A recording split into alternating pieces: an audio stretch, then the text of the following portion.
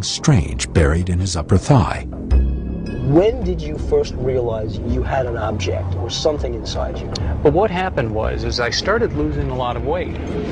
I used to weigh 220 pounds.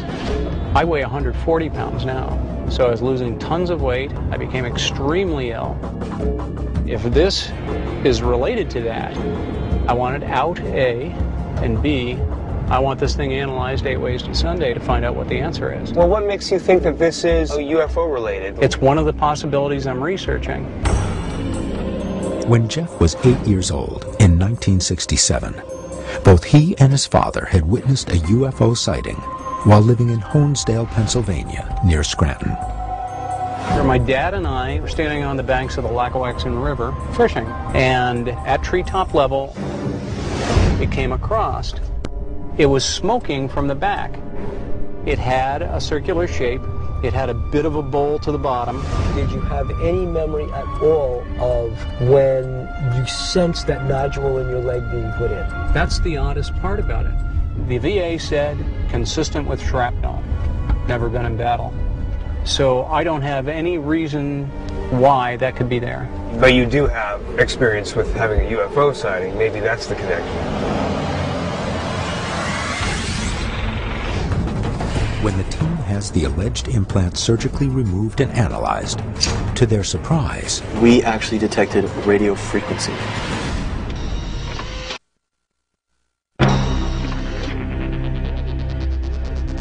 The team takes Jeff to Dr. Lear's medical examination room in Thousand Oaks, California, for pre-surgery testing on the alleged alien implant.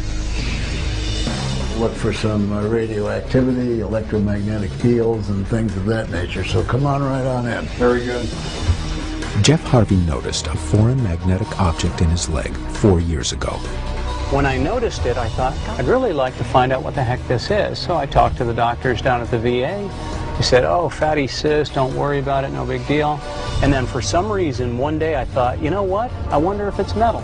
So I stuck a magnet on it, and it pulled right up out of the skin, and I said, all right, hold on. There's no fatty cyst that's magnetic. Jeff, come on in. Only after the object has been surgically removed can the team determine scientifically what this object is and its origin. That's the main bone. And then here is your object. The unknown object feels like a small pellet, slightly bigger than a BB, buried 3 to 4 millimeters under the skin of Jeff's upper right thigh. Size-wise, this is something very similar to what we have seen before. Jeff says he has no idea how the object entered his leg. He remembers no incident that might have somehow allowed metal to become lodged in his body. There is no scar anywhere near the implant. Are the other ones you've removed as close to the skin as this one? No, they're usually closer to the bone. Initially, it could have been deep, and then it worked its way superficially.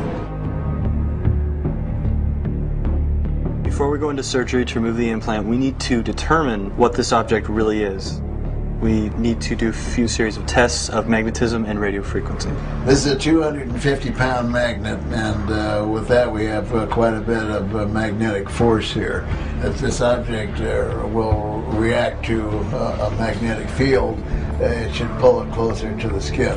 Is this the spot here, Jeff? Right there. Right here, okay. Yeah, it does stand out a little bit. See the skin? Yeah, I can. See, it's pulling out in just a small circular area, is that right? Right. How far out would you say that it's pulling out? A good 1/8 of an inch. Good 1/8 of an inch. Now we're going to be testing for radioactivity, electromagnetic fields, and radio frequencies next. Before we permanently remove this implant, we need to see if there's anything detectable going on. We do know that it's magnetic. Maybe it's giving off a radioactivity, maybe it's giving off a radio signal. We need to determine if it's just a piece of metal or it has some greater purpose. This instrument is called a Gauss meter, and it's for the detection of electromagnetic fields. Let's see what happens. That noise is a very strong electromagnetic field. Let's get a reading of 10 milligauss, which is extremely strong. It's highly unusual for a tiny speck of metal to give off such a strong signal, unless it's connected to a power source. I wasn't that curious up until just now when you got a reading on output. Now the next instrument we use is a radio frequency detector. We have two ranges here that we can change from. One is the gigahertz range and the other is the megahertz range. Dr. Lear is sweeping a wide range of possible radio frequencies, from the bottom of the megahertz range and continuing upward to the top of the gigahertz range. Megahertz is the wavelength used by television and FM radio stations. Gigahertz is much higher, used for microwave ovens and cell phones, among other applications. It is emitting a radio frequency. It looks to be like about 59.125254 gigahertz. This is the megahertz range now, which is 35.893, and this is megahertz. The megahertz reading fell under a VHF band. The VHF band is used by satellite radio and terrestrial communication, which is used by the government as well as the consumers. Well, I think we've learned something today, and we'll wait for tomorrow to have it in our hand. The evidence that we were able to test was pretty interesting, actually. We came out with the reading of 10 milligauss and also a radio frequency of 35 megahertz and 59 gigahertz. 35 megahertz is VHF, and that's radio, FM radio, or Right. television. Good chance there's a lot of background radiation around. It might have picked that up. But the other one, 59 gigahertz, 59 gigahertz. that's extremely high frequency. Those are the radio frequencies that radio astronomers use to detect radio frequencies coming in from outer space. Why would an object under someone's skin be generating that kind of frequency? One is that the thing is sending a signal at a frequency that does travel pretty far. Two is that it's kind of also a homing beacon. These readings are not particularly magnitude-wise very powerful, so you know it could be just part of the ambient environment in the space where you took your readings. You know, it's pretty basically it's pretty inconclusive until we can get that implant out and do some further testing.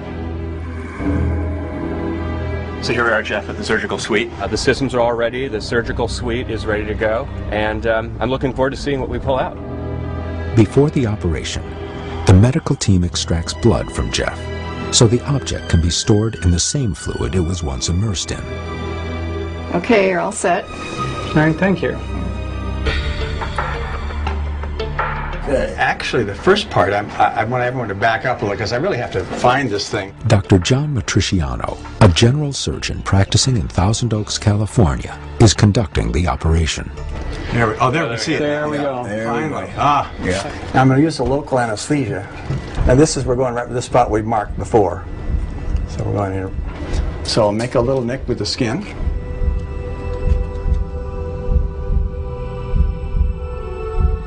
So I can't feel this, so I am going to rely a little bit on the x-ray. So we'll back off a little bit. Okay, I think we begin to see something here. Okay. Yeah. So look at a little bit of a black dot going in. Yep. Make sure we're on the same spot. I'm going to grasp this if I can. Looks like you're on it. Looks like we're right on it. So. Are you gripping it hard? Try not to damage it. No, it's slippery. I've got it here.